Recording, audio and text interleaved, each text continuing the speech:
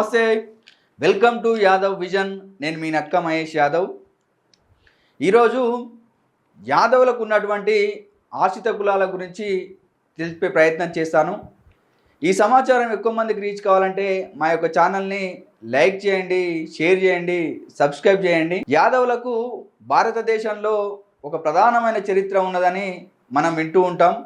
అయితే ఈ యాదవ కులానికి ఎన్నో రకాల ఆశ్రిత కులాలు మిగిలిన కులాల వారి కంటే ఎక్కువగానే ఉన్నాయని చెప్పవచ్చు.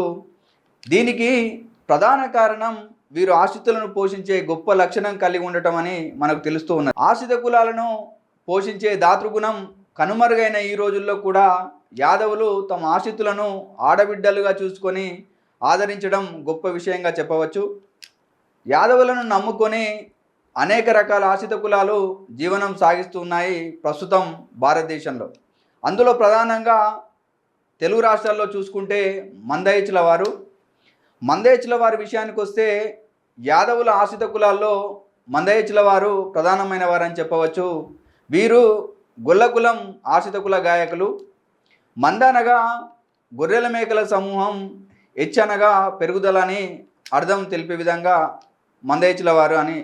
మంద అనగా గొర్రెల మేకల సమూహం, హెచ్ అనగా పెరుగుదల అని అర్థం వస్తుంది. గొల్లలను ఆశ్రయించి వారి మందలను పెంచాలని కథాగానం చేసే వారిని మందయచులని పిలవడం జరుగుతుంది. వీరిని మందపొచ్చులు, పొడపోతుల వారు మరియు మందగొల్లలని కూడా పిలవడం జరుగుతుంది.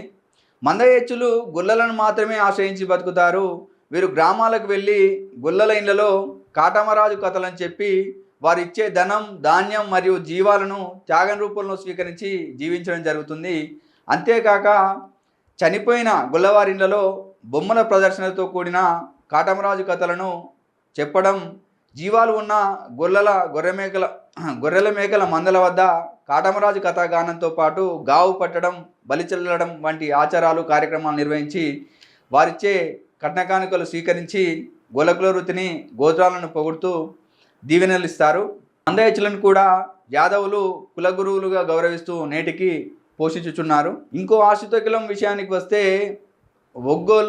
ఒగ్గువారని వీరిని పిలవడం జరుగుతుంది.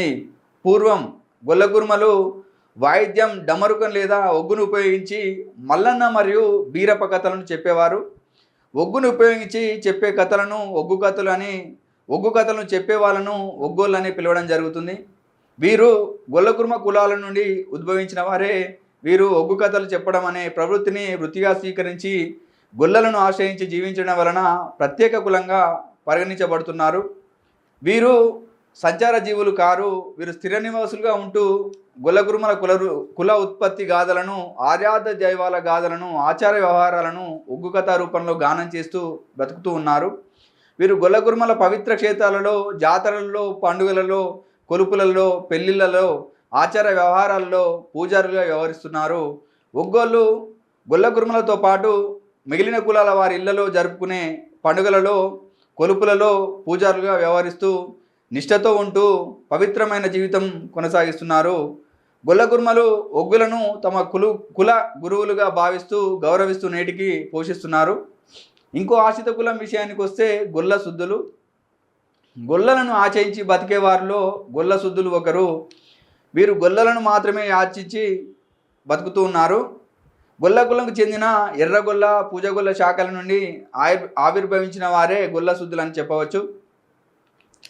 గొల్లల చరిత్రకు సంబంధించిన కాటమరాజు కథలను, శ్రీకృష్ణుని కథలను శుద్ధుల రూపంలో, సూక్తుల రూపంలో గానం చేయడం వలన గొల్ల శుద్ధులుగా పిలువబడుతున్నారు. శుద్ధులను పాడే గొల్లలను గొల్ల శుద్ధులు లేదా శుద్ధుల గొల్లలని పిలవడం జరుగుతుంది. వీరిని గొల్లలు తమ ఆశ్రితులుగా, ఆర్తివాలుగా, ఆడబిడ్డలుగా భావించి తమ స్థాయిని బట్టి వారికి త్యాగమిస్తూ కుల గురువులుగా గౌరవిస్తూ నేటికి పోషించుతున్నారు. ఇంకో ఆశ్రిత కులం విషయానికి వస్తే బైకాని వారు.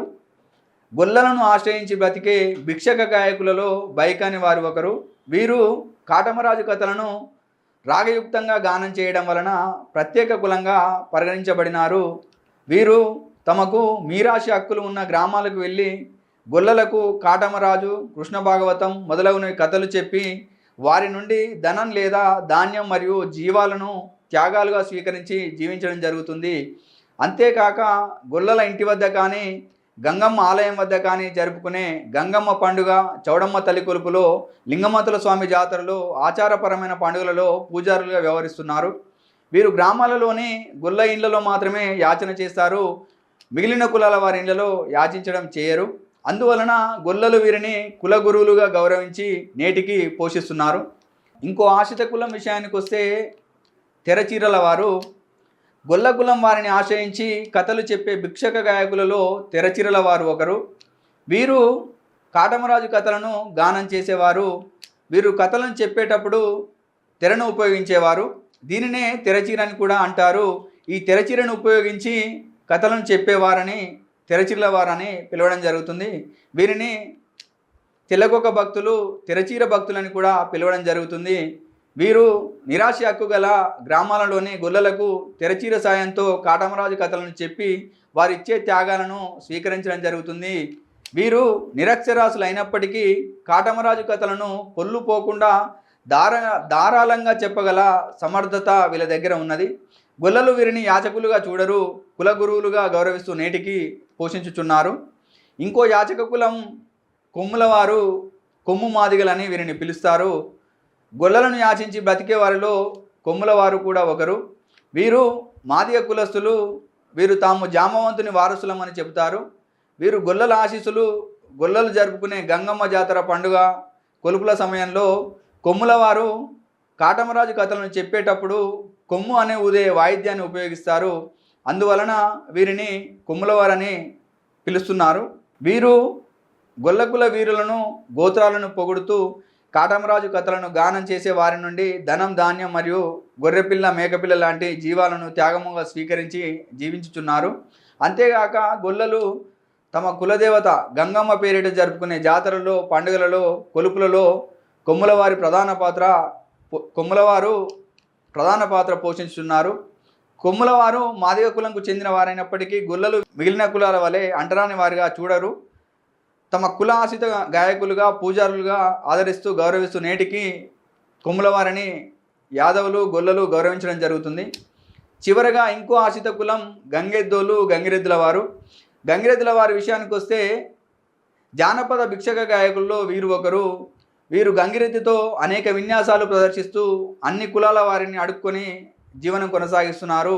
వీళ్ళు గొల్ల కులంకు చెందిన వారైనప్పటికీ గొల్లలుగా పిలువబడరు. గంగిరెద్దుల వారు పూర్వం గొల్ల కులంకు చెందినవారే అని చాలా పుస్తకాల్లో మనకు తెలుస్తూ ఉన్నది. గొల్లలు కొందరు జీవనోపాధి కోసం పెద్ద పెద్ద ఎద్దులతో విన్యాసాలు చేస్తుండేవారు.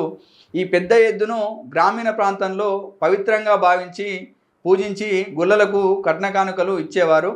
పెద్ద అనే పదానికి గంగా అనే పదం పవిత్రమైన, సమానమైన అర్థం ఇచ్చే పదంగా చెప్పవచ్చును.